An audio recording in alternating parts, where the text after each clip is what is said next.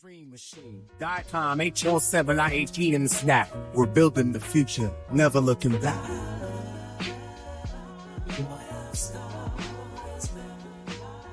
Welcome back to Imaging Informatics Unplugged, and the warm weather is here in Canada. It's officially summer, and that means that SIIM 2025 is behind us. And in this episode, we're going to be taking a look at one of the biggest contributions that came out of the annual meeting at SIIM 2025 in Portland. This is the Imaging Informatics Career Development Matrix.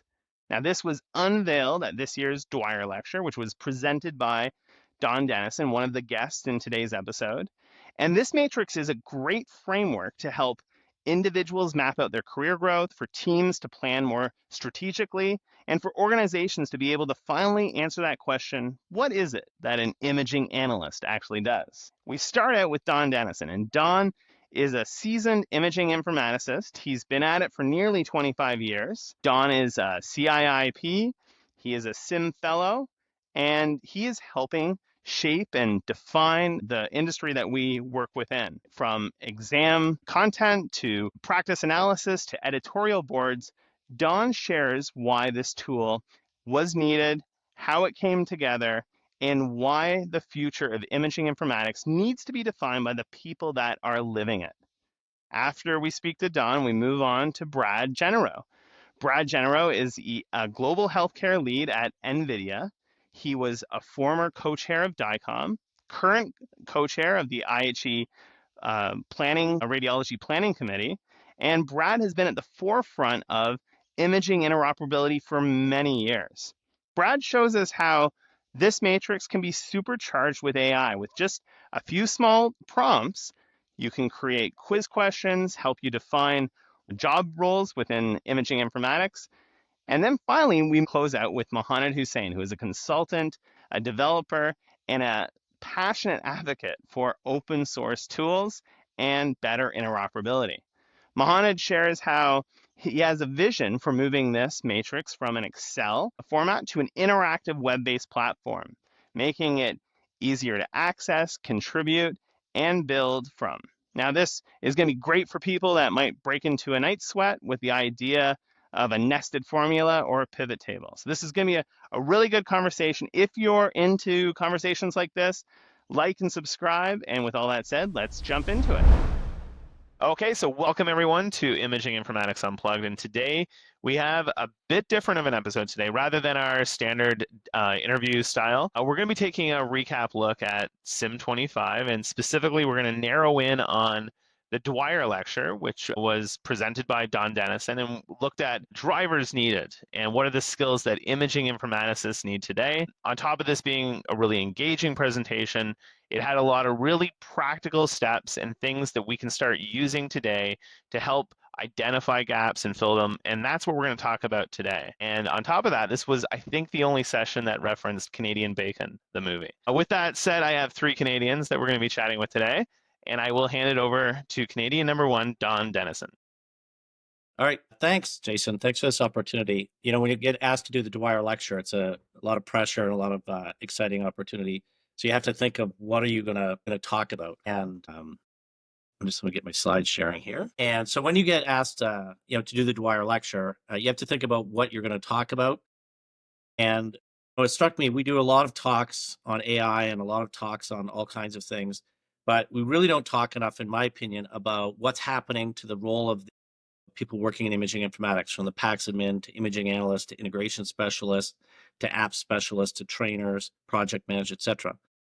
And I was reflecting back on a paper that I worked with a bunch of leaders at SIIM it was published back in 2021, called "There's a New Sheriff in Town When Enterprise IT Takes Over Imaging IT."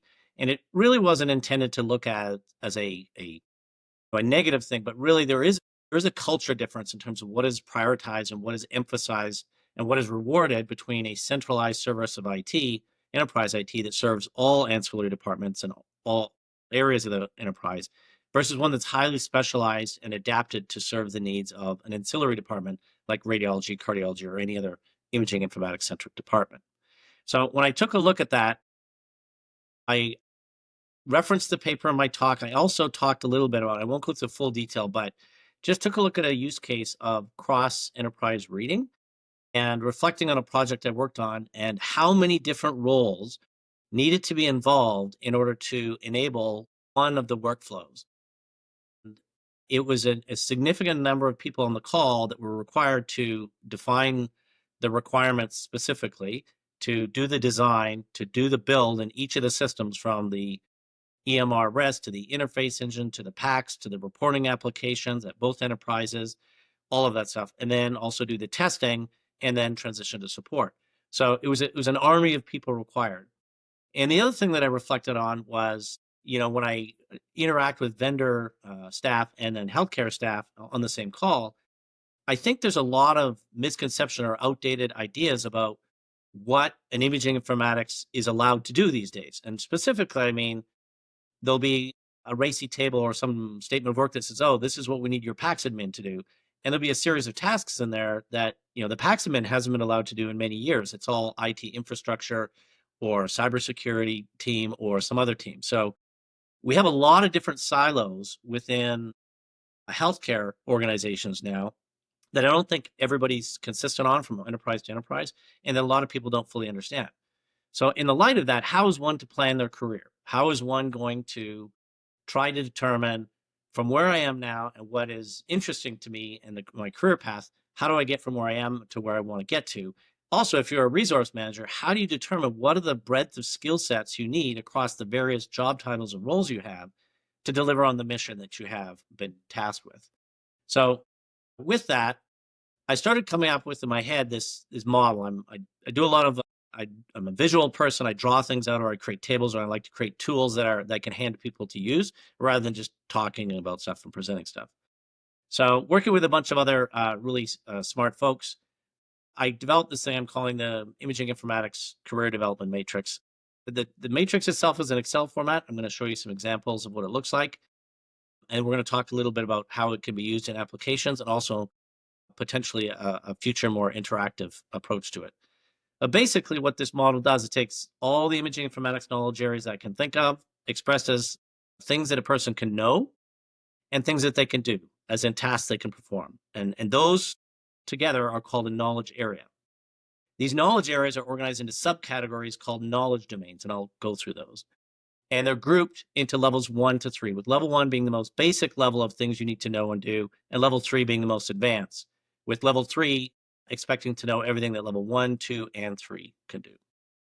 So then from that, we have different roles that are then defined, and each role will need varying levels of knowledge and abilities within that knowledge area. So give me an example.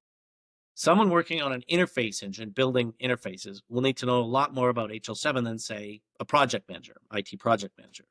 So you'll see different levels assigned to different roles. So with each level of knowledge area is assigned to a wide variety of imaging informatics roles. So the 4 knowledge domains are where each of the areas are grouped under is technical, clinical, operational, and leadership management. Within each row, there is a name that is provided. For example, you see HL7.com and PACS, a description, and then the 3 levels of knowledge. This is just an example of 3 of them. For each of the knowledge areas, so each one of these rows, I've also mapped it to the ABI TCO. For those of you who are not familiar with ABI, it's the American Board of Imaging Informatics, and it is the organization that is responsible for proctoring and designing and certifying people as CIIPs, or Certified Imaging Informatics Professionals. They write the tests that we take to be certified. And they publish in the public domain test content outlines, so you know what the test is going to cover, so it can help you study. So I've cross-referenced against that. I've also cross-referenced it against the relevant chapters of the Practical Imaging Informatics second edition, so that if you're looking for reading, you can look those up in that, which is available from SIIM and other sources. And each of those chapters also have references within them for additional reading, and you can, of course, Google from them. So this provides you a cross-index of the concepts, what you might be tested on, and how it relates to our field, and also some study tools. So it's a big matrix. Don't worry about this too much. This is essentially, think of this like your database, and there's other parts of the tool that help you consume this data in a more logical, meaningful, and functional manner. But this basically tells you all the things in those various areas. So once we've given that we have that database, now we take a look at what are the jobs and what does each job need to know. So you can see here, each of these columns is a role, and under each of those roles, there are the various knowledge areas that I showed just previously, and then what level you need to be at. So to give you an example, here is an imaging analyst level 1 and imaging analyst level 2, and what I've assigned with my experience in terms of what they would need to know. And this will give you an idea of, if you were trying to be an imaging analyst level 1, the type of skill sets and abilities you might need to have compared to level 2. So to give you an idea of the roles that are already predefined in the model, you will see a large number of them here, ranging from administrative to clinical to technical to project management, including research in all those various areas. So to add a new role, it's simply a matter of copying that column over and then adjusting using the drop down of each of the levels to whatever it is. If you and your organization uses a different title at the top, you can just simply edit the title at the top. If you disagree with what each skill level requires between level 2 and 3, for example, you can simply edit the original matrix. So included with the tool is there's a tab in there called the Introduction and Instructions tab that basically describes what this tool is intended to be used for, some instructions on how to interact with it and use it, some caveats in the fact that, I mean, this is mostly my opinion with a few qualified peers who reviewed it and gave me some feedback, how you can use it, including the license, which is a very open license for your use to use it free in the public domain, and also some acknowledgments for people who help contribute to that. So that's the last slide I have. But basically the SIIM is publishing this tool in the public domain. And while we worked on it, I've already talked to a number of folks who are starting to use it in their organizations and starting to reflect on their job descriptions, team design, when organizations are going through consolidation and merger, kind of refactoring what the team needs to look like. But what I thought was super cool was Brad, who's on the call here, Brad Genereaux, who's on the call here, we collaborated on it, and he saw some applications. So think of this like a library, a tool. And he started to look at, if we take this content, what could we do with it? How can we apply that for various things that we need to do in careers? So I thought I'd hand it over to Brad. He's going to show some cool tools using AI that he was able to work on with this. Yeah, absolutely. Thank you so much, Don. I'm so excited about this initiative and thrilled to be a part of it. My background comes from the world of hospital IT. I was involved in deploying a PACS and working with PACS administrators and radiologists and informaticists. I was wearing the IT hat, whatever IT happens to be. I was in a department that was small enough that I was wearing 10 different hats in the IT department, but I absolutely can appreciate, having worked also in large academic hospitals, the different roles that come to play. And this tool is incredibly transformative to really put texture on how we look at our departments, look at our staff, and look at career growth. And career growth to me is such an important thing. And so once I saw the early drafts of the tool, and thinking about the incredible things that we could do, I set to work and was like, let's try this, let's try this. So let me show you a couple of things that I did that uses a ChatGPT style interface, from the Excel sheet itself with a couple of prompts. And this is really just the beginning. So let me share my screen. Okay. You can see my screen? Perfect. So I've got the tool open. And as Don was talking about, you can see the knowledge domain maps. You can see the summary by role. The additional tab that we created is this Gen AI Ready Summary. And when we go here, we can actually go in and select the role that's in the other sheets. And it produces this one, I'll say, giant text box, but it has all of the information across the four domains for that role that I could then take into a ChatGPT style interface. And when I did this, as we've got this information now, we could take this as part of my prompt and actually get some really cool, informative, helpful information out. So I used my Ronco Word document here of a couple of prompts that I had pulled together. I'll bring it up here and I'll zoom in a little bit like this. So the first prompt that I did was based on so as an informaticist, and I'm looking to grow into a role or really understand what if I say, hey, I'm in IT, what am I supposed to do? What should I be responsible for?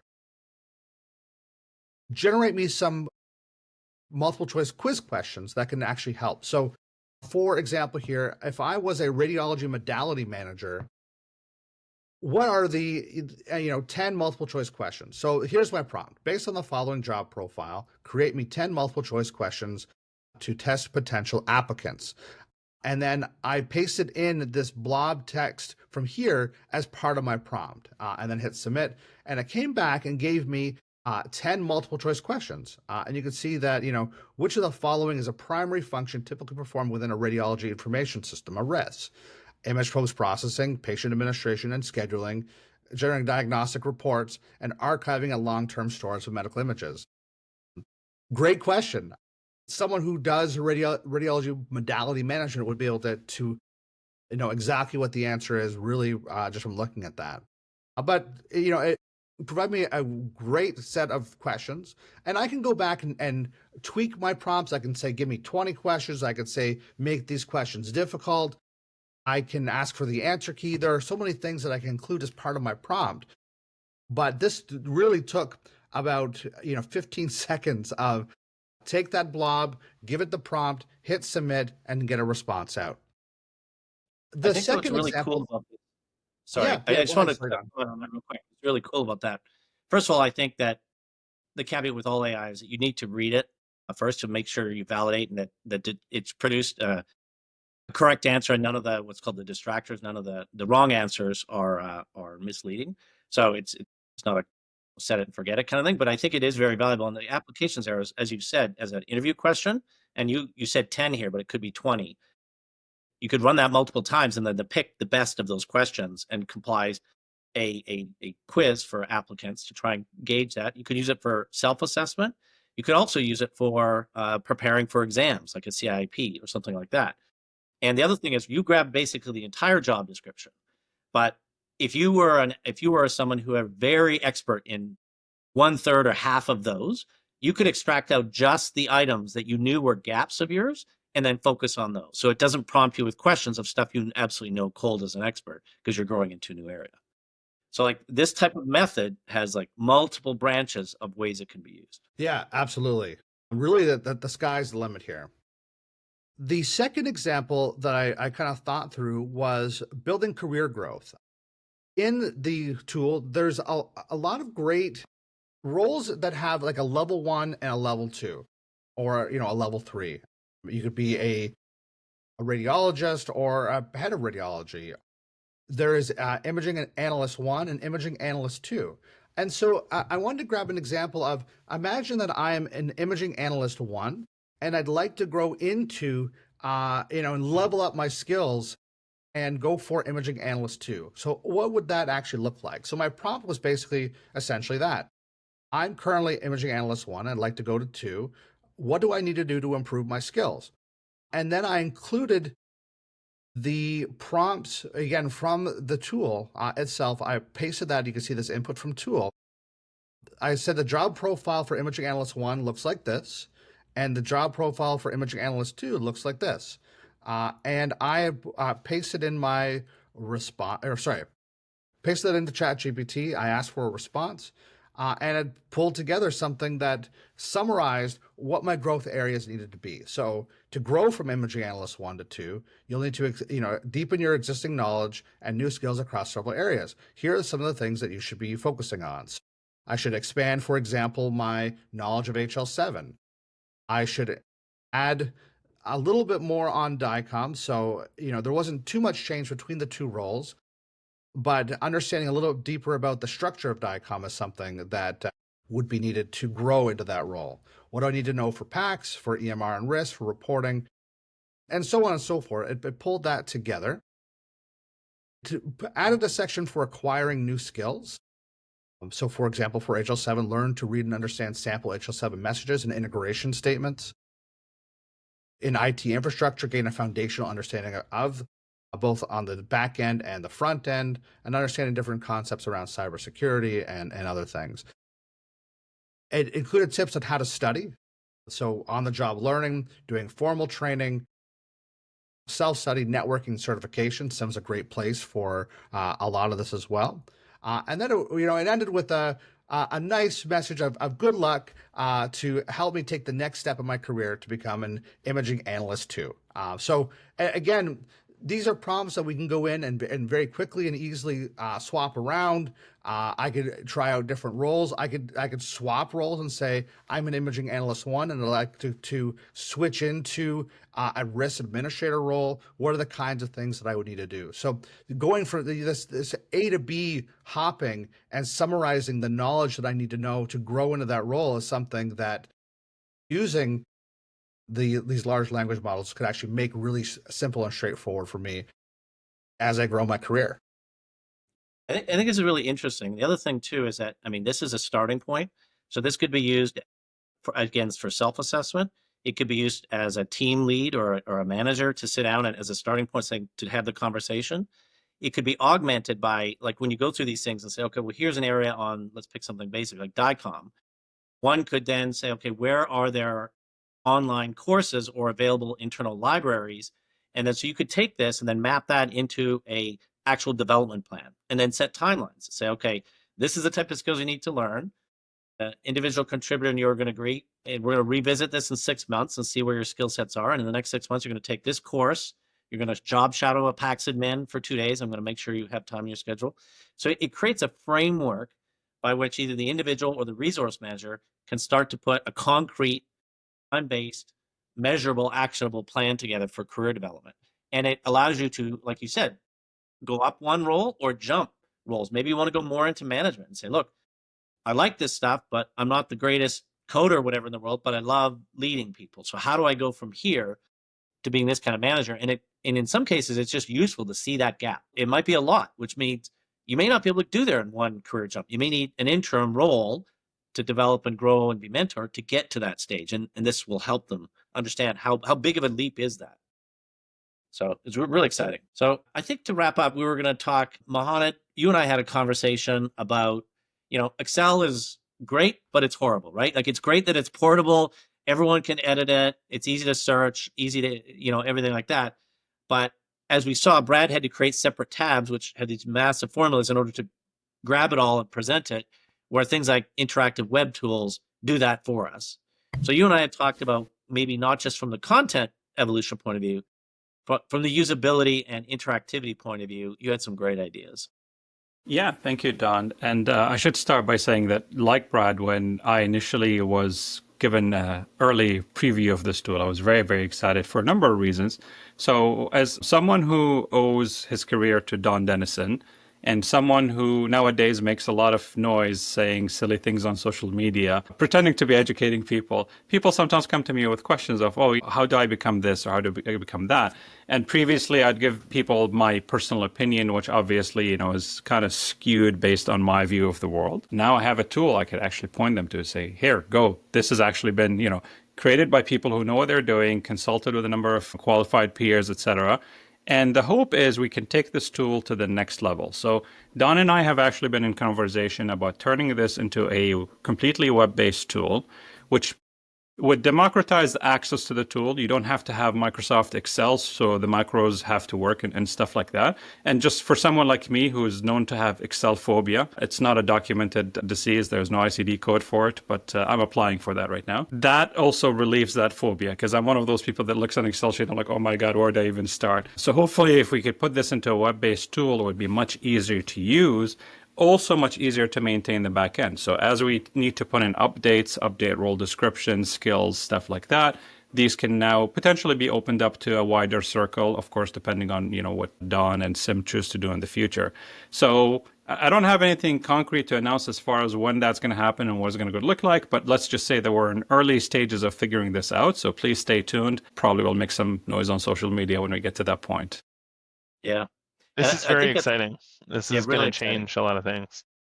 One of the things I'd like to see, and again, I've had this conversation with folks. When I produced this, you have to remember, I had no idea if anybody was even going to look at it. And it took me hours and hours and hours to build. And while you're doing it, like this may be never reviewed by anybody but me. People, like you said, Excel. So there was a limit I had to set, but there's other things we could add to it, like new roles, like vendor roles or AI researcher roles. And we could start to map what they might need to know to help them in these fields.